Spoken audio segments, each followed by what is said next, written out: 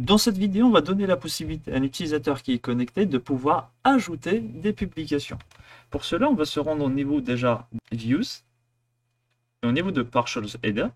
On s'imaginera dans la partie connectée, rajouter une nouvelle ELI.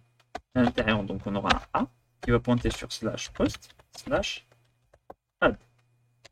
Et là, on mettra simplement comme texte à cliquer ajouter. Voilà, donc si on réactualise, on aura ajouter qui va pointer sur /post/add. Vu qu'il s'agit des publications, on va se créer un nouveau module qui va gérer les publications. Donc on va se rendre au niveau de notre terminal et on va faire un petit coup de nest gmo pour module et on va l'appeler post. À cela, on va rajouter un contrôleur avec CO ainsi qu'un service avec S. Super, donc on va se rendre maintenant au niveau de post et postcontroller.ts. On va récupérer les verbes HTTP get et aussi le décorateur render. On va se créer une nouvelle action, donc on va l'appeler get add post. Voilà. Qu'on va décorer avec le get. On dira simplement que ça va pointer sur /add. Voilà. Et puis on va lui rajouter le render et on va lui dire de rendre la vue qui se trouvera dans le sous-dossier post /add post. Donc cette vue-là n'existe pas, on va la créer. Donc ça va se passer au niveau des vues. On va se créer un sous-dossier post. Et à l'intérieur, on mettra add post. .js. Voilà. Donc je vais m'inspirer de ce qu'on avait fait au niveau du login. Je vais prendre tout ça et je vais le coller à ce niveau-là. Et je vais renommer le titre ainsi que le H1. Je vais mettre simplement ajouter un article, par exemple. J'aurai besoin d'un input pour le titre de l'article. Là, je vais mettre un type texte. Et pour le name, je vais mettre simplement title. Et je m'imagine aussi avoir un texte arrière. Un petit label ici. On pourrait l'extraire dans un composant séparé, mais si vous voulez, vous pouvez le faire. Et là, je vais mettre simplement un petit texte arrière. Et name, ça va être content. Voilà. Tout ça, je le supprime. J'en ai pas besoin. Je retire même le for. Et là, je mettrai simplement ajouter. Super. Donc si on regarde un tout petit peu maintenant ce que ça donne, je réactualise. Je vais aller dans ajouter. Et voilà, j'ai mon petit formulaire pour ajouter un article. Si vous voulez rajouter un peu de CSS, vous pouvez le faire. Donc là, on va le faire très rapidement. Je vais me créer un nouveau dossier, un nouveau fichier. Je vais appeler addpost.css. Je vais prendre ce qu'il y avait au niveau de auth pour aller un peu plus vite. Voilà. Et là, je lui dis simplement aussi de mettre 100% les textes arrière. Et pourquoi pas ici changer la bordure, mettre au lieu de noir, mettre du gold. Voilà. Je réactualise. Ouais, dernière étape, il faut le rajouter ce CSS là au niveau du fichier addPost. Donc, dans la partie style, au lieu de mettre auth, on va mettre addPost. Voilà, comme ça. Et maintenant, on a le style qui se met bien en place.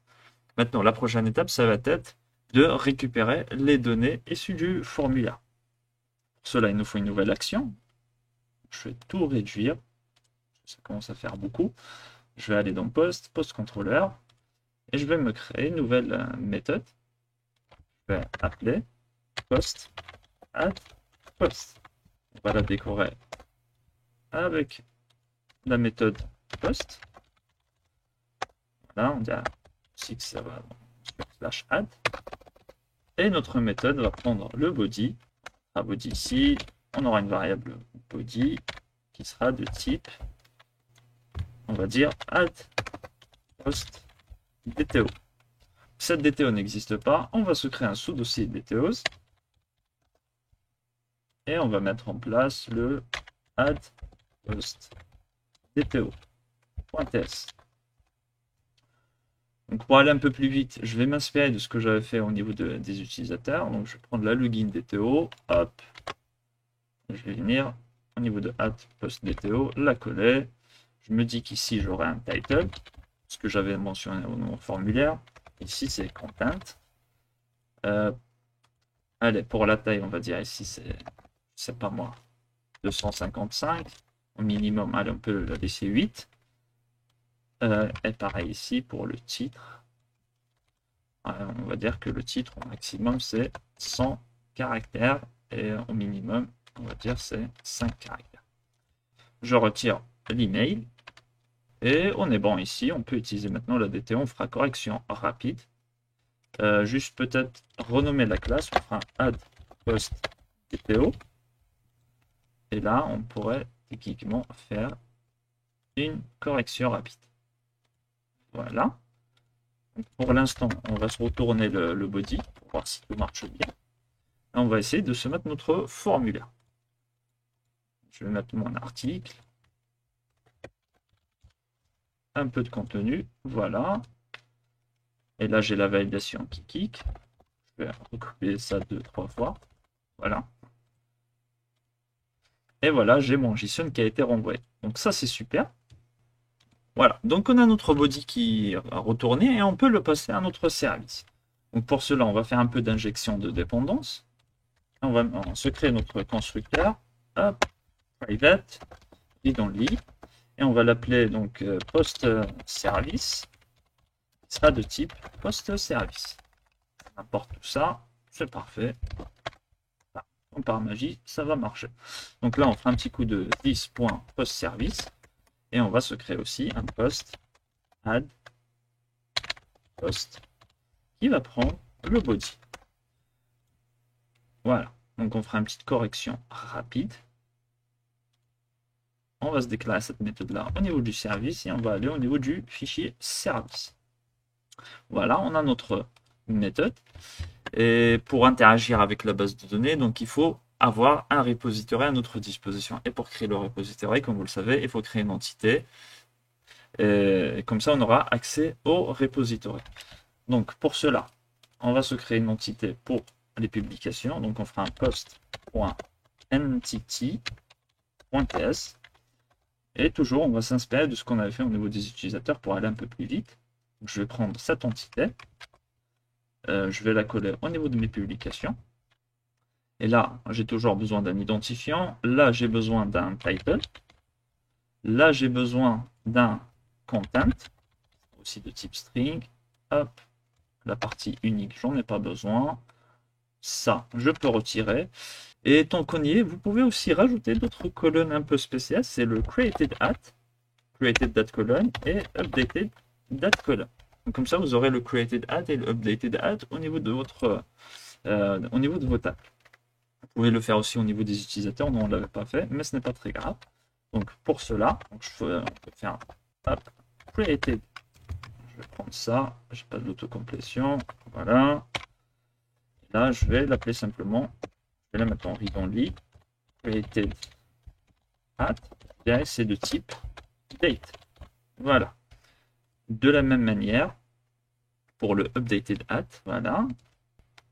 Je vais me faire un petit coup de read-only, updated at. Et ça sera aussi de type date. Ensuite, on va renommer cette classe-là pour que ça soit post. Et on va aller l'enregistrer au niveau du module principal, à savoir app module. Au niveau de la partie entities, donc je vais rajouter ici post. Voilà. Donc je fais bien mon import depuis entity. Deuxième étape, c'est maintenant d'aller au niveau du module concerné, donc post module. Et là, on va se faire un petit import, un tableau. On va se récupérer quelque chose depuis @nest/typeorm et on récupérera le typeorm module. Voilà. Donc là, on fera un petit coup de typeorm module.forFeature et ça prend un tableau d'entité et nous, c'est post qu'on veut lui passer. Voilà. On n'est plus à la petite virgule. Et là, on est configuré. Dernière étape, c'est d'injecter notre repository au niveau du service. Donc là, on va se récupérer un nouveau décorateur qui s'appellera déjà depuis @nest/typeorm et ça s'appelle inject repository. Voilà, on se crée un constructeur à ce niveau-là. On lui passe inject repository, notre décorateur, notre ce décorateur-là a besoin d'une entité, donc c'est l'entité post, voilà, que j'importe. Ensuite, donc on fera un petit coup de read only, plutôt private, pardon. Voilà, read only, et on l'appellera user repository. Là, on aura besoin d'importer le type repository depuis TypeORM. Voilà, donc on fera repository. Voilà. Et donc là, on lui dira que c'est de type repository. Et notre repository va prendre aussi notre entité qui est post. Voilà. Aussi simple que ça. Là, on est configuré et on peut travailler avec cette nouvelle table qui sera créée, qui sera appelée post. Maintenant, l'idée, ça va être d'avoir un système de relations. Comme vous le savez, dans le monde SQL, on a 3 types de relations. On a la relation one-to-one, many-to-one, ainsi que many-to-many. Dans notre cas, si on réfléchit un tout petit peu, en tout cas d'un point de vue des articles, les articles, on va dire qu'ils peuvent être créés que par un seul utilisateur. Donc, ce qui veut dire que plusieurs articles peuvent avoir un seul utilisateur. Un créateur, dans ce cas de figure-là. Et d'un autre côté, un utilisateur, quelqu'un qui s'est inscrit au niveau de notre site web, peut créer plusieurs articles. Donc on a une relation many to one ou one to many. Vous pouvez l'appeler comme vous voulez. Donc pour mettre en place ce système de relations, il faut aller au niveau de nos entités et faire un tout petit peu de configuration. Je vais un petit peu nettoyer tout ça avant d'attaquer les relations. Et première des choses, on va se rendre au niveau des utilisateurs, donc dans la partie entité, et on va se rajouter une nouvelle colonne. Donc pour cela, on va importer un nouveau décorateur qui s'appelle le one-to-many. Voilà, donc un utilisateur pourra avoir plusieurs posts dans notre cas de figure ou articles, vous pouvez les appeler comme vous voulez. Voilà, donc on fera un arrobas one-to-many. Voilà. Le nom de notre colonne, on va l'appeler simplement post au niveau de nos entités. Et on va lui dire que c'est de type post, comme ça. Et ça sera un tableau de post parce qu'un utilisateur pourra créer plusieurs posts. Au niveau de ce décorateur-là, il va prendre un peu de configuration. Donc là, on mettra une fonction anonyme qui va nous renvoyer l'entité qu'on veut utiliser. Et dans un second temps, il va aussi prendre une autre fonction qui va nous récupérer, on va dire, l'instance de la publication qu'on veut associer à notre utilisateur. Et on fera simplement un petit coup de post.user.